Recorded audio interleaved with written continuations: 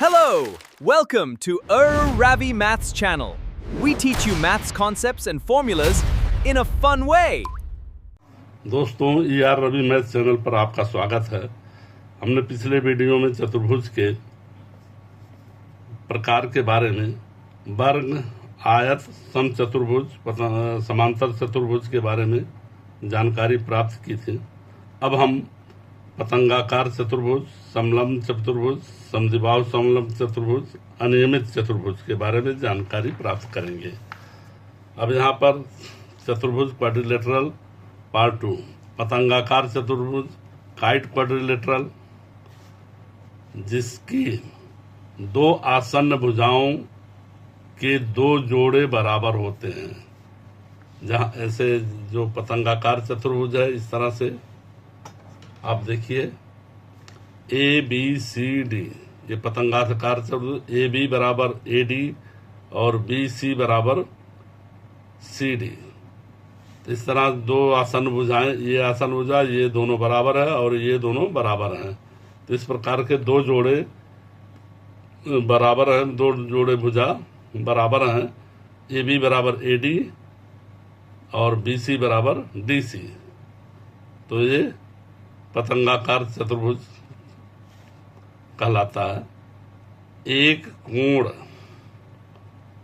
का जोड़ा बराबर होता है, यानी कोण बी और कोण डी ये दोनों बराबर होते हैं, बाकी ये दोनों कोण अलग अलग होते हैं। इसके दोनों विकर्ण एक दूसरे को 90 डिग्री, यहाँ पर अगर विकर्ण खींचा जाए तो दोनों एक दूसरे को 90 डिग्री समकोण पर काटते हैं। बड़ा विकर्ण ये हुआ, छोटा विकर्ण को दो बराबर भागों में बांटता है। बड़ा विकर्ण जो है छोटे विकर्ण को दो बराबर भागों में बांटता है, लेकिन छोटा विकर्ण इसको दो बराबर भागों में नहीं बांटता है, क्योंकि इधर भाग बड़ा होगा, इधर भाग छोटा होगा। एवं चतुर्भुज को दो सर्वांग सम त्रिभुज में विभाजित करता है।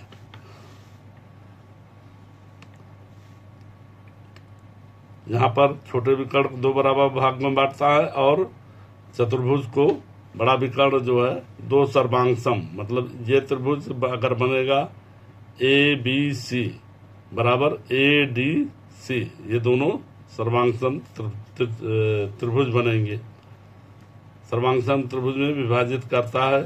छोटा विकर्ण चतुर्भुज को दो असमान समद्विबाहु त्रिभुज में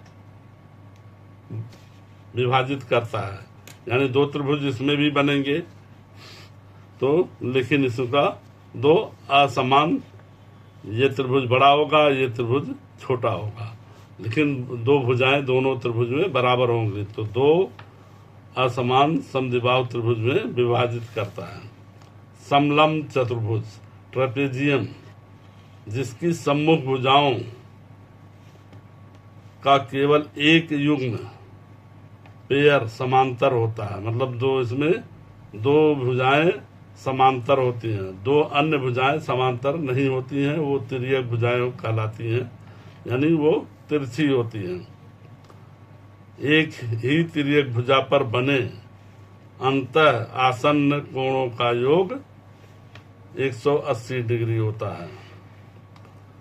समद्विबाहु समलंब चतुर्भुज, जिसकी दो आसन्न भुजाएं समांतर और बाकी दो भुजा तिर्यक रेखा होती है। तिर्यक भुजाओं की लंबाई समान होती है, मतलब दो भुजा इसकी लंबाई समान होगी।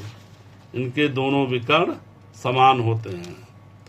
अनियमित चतुर्भुज, ऐसे चतुर्भुज जिसकी भुजाएं और कोण समान नहीं होते हैं, चारों कोणों का योग 360 डिग्री होता है, तो ये इर्रेगुलर क्वाड्रिलेटरल या अनियमित चतुर्भुज कहलाता है।